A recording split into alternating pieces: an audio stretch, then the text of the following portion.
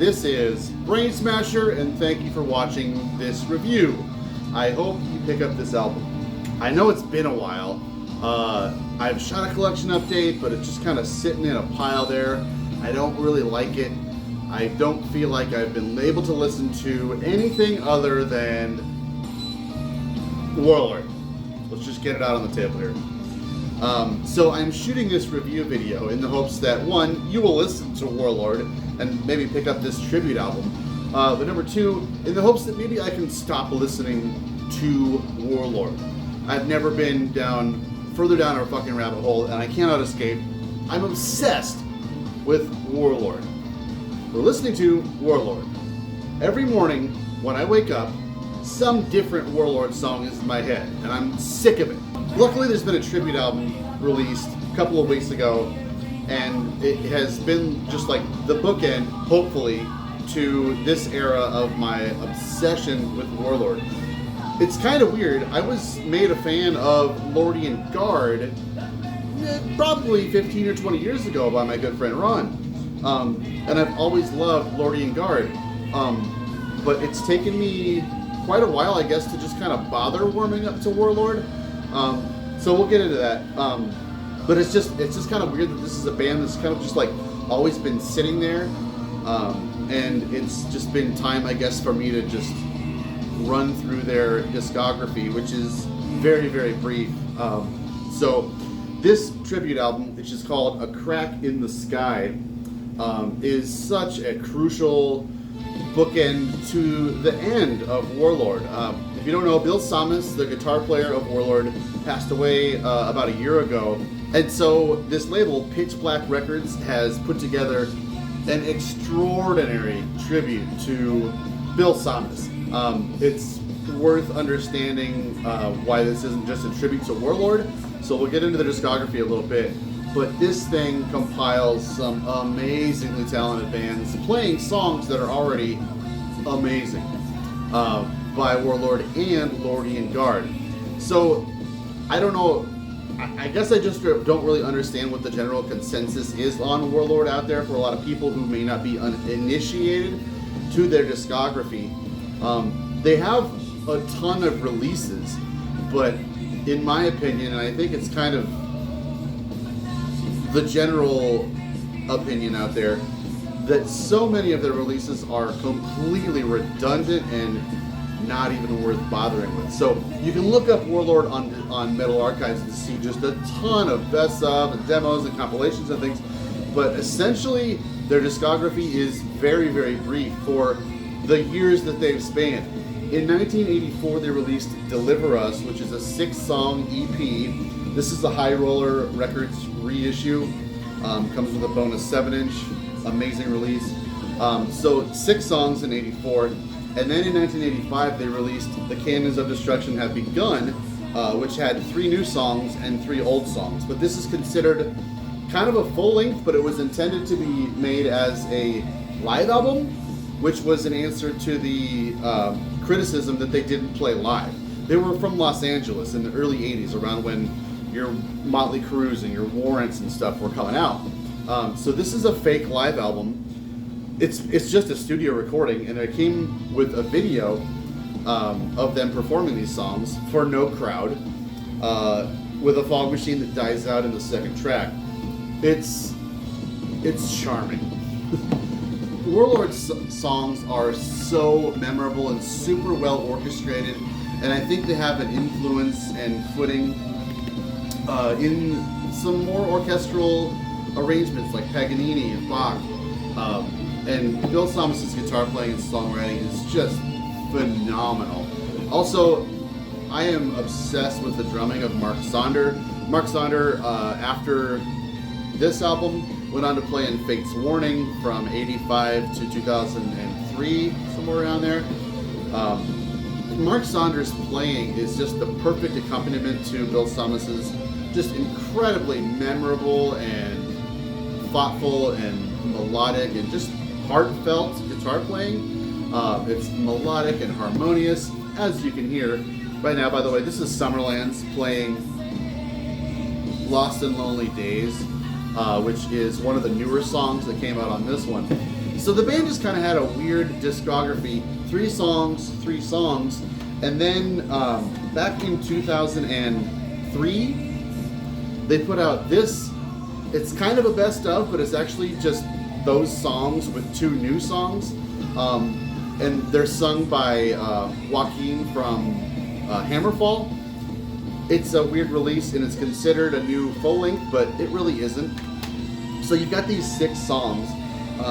Fast forward to like 2013, Warlord finally releases a proper full-length album, The Holy Empire, and this thing is amazing. I absolutely love this release. But what's weird about it is only one song from The Holy Empire is covered on here, and it's my favorite track actually, 70,000 Sorrows by Claymorian. Oh my God, what a cover.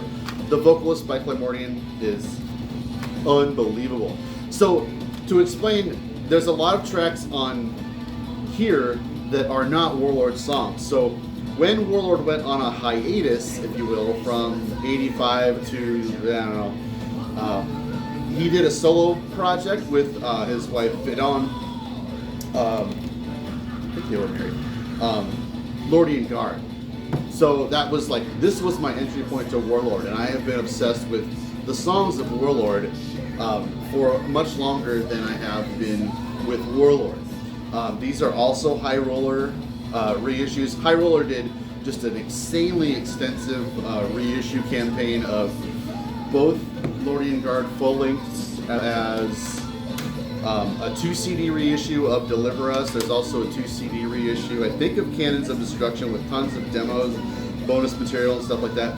So it's crazy that they have just like 6 songs, a full length, a couple side projects, but just shit tons of bonus material. It's I think it's very unique, I think, to understand and kind of and enjoy a band that has such great songs but never caught on to really any success, and just kind of had a weird habit of doing this, like rehashing their songs and never settling on the same vocalist from hardly any release, really. So to have all of this music spanning across decades with different artists, to have that all collected and represented and covered with just masterful musicians, European power metal bands, as well as some American here, to have it all collected and just kind of given the royal treatment and tribute to Bill Tsamis is just the fucking perfect ultimate tribute. And like, I don't normally care about tribute albums, and I don't think a lot of people do, but I think in this case, this is just an absolutely essential and incredible tribute to a band that wrote some amazing songs. I'm just going to go through the discography here in some parts. So, Summerland's doing Lost and Lonely Days. Stray Gods, which I wasn't familiar with, doing War in Heaven, which is a Lordian Guard song. Now, what's interesting about Lordian Guard was the vocalist, Vidon, was this kind of ethereal female vocalist. And I wouldn't even necessarily say that she's singing, really. She was an actor. They met in Los Angeles. The vocals that Vidon does on these 2 albums are kind of more like mystical, sort of fairy witch, sort of spoken vocals, if you will. So the choruses are somewhat memorable, but her just kind of lackluster and just maybe... It's pretty unique to hear these amazing songs, but just not given a full like metal oomph that you're used to. You know, it's laid back. It has this sort of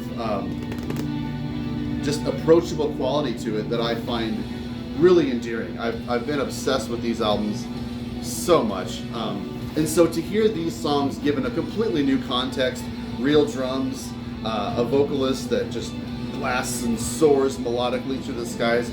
Eternal Champion does Stygian Passage, which is a Lordian Guard song. Yeah, it's on Sinners in the Hands of an Angry God. You might recognize this from Cyanide.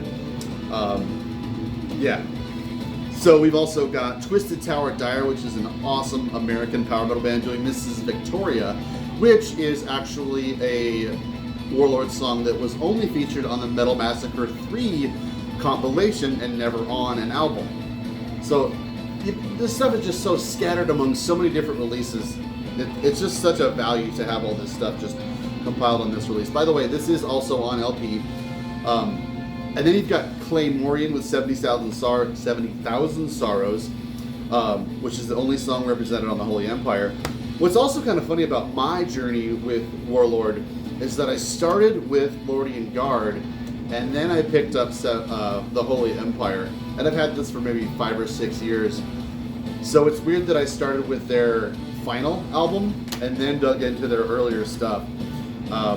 Anyway, so then you've got Eternal Champion doing Stygian Passage, like I said, which is a Lordian Guard song. And then Orion Path doing The Rainbow, which is one of the songs from Cannons of Destruction. Forsaken with Lucifer's Hammer. Firewolf, Battle of the Living Dead, that's just an amazing song. This kind of plays like if it was all performed by the same band, this would be an absolute classic metal masterpiece of an album. And it just speaks to the absolute strength of Bill Tsamis' songwriting. And also the way that Warlord incidentally stumbled upon, I think, I'm discrediting that by saying they stumbled upon. They actually worked pretty vigorously, I think, to maintain high-quality vocalists in the band, which meant that they were actually churning through quite a few different vocalists throughout the years and never really got going like you would think they would. There's also a band here called Firewolf. A lot of this stuff I'm not familiar with. I wouldn't ordinarily, spend my time listening to a lot of these bands like European power metal. However, I am definitely going to check out some Claymorian. That stuff is godly. We've got Solitary Sabered, Steel Shock, Wotan, Reflection doing Winter Tears, Galaxy doing Penny for a Poor Man. Stuff is so good. Comet Rider doing Soliloquy, which is the end of the album. Soliloquy is kind of like this more morose and somber kind of a ballad, but still metal. It's got a really nice quote here from Bill Tsamis, just kind of talking about how thankful he is for the fans of Warlord. There's a picture of the guy. Warlord did eventually wind up playing live a couple of times in 2004 with the singer from Hammerfall, and then again with another vocalist, I want to say 2013 or so, and there's this DVD-CD combo that is amazing. But also, just on the final note here, what I want to tell you is so treasured about this release is that each band gets a chance to just kind of reminisce and talk about the song that they chose to cover and how their life was affected by the music of Warlord, pictures, etc. I really, really appreciate when someone puts so much effort into a release, letting the bands just talk about their feelings about the band they were paying tribute to. There's tons of little quotes from people in here. Brian Slagle,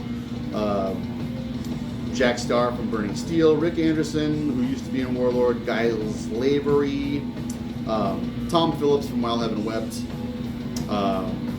Chris Papadakis, I think I know that name, Dimitris Giankopoulos, who's the owner of a vinyl store.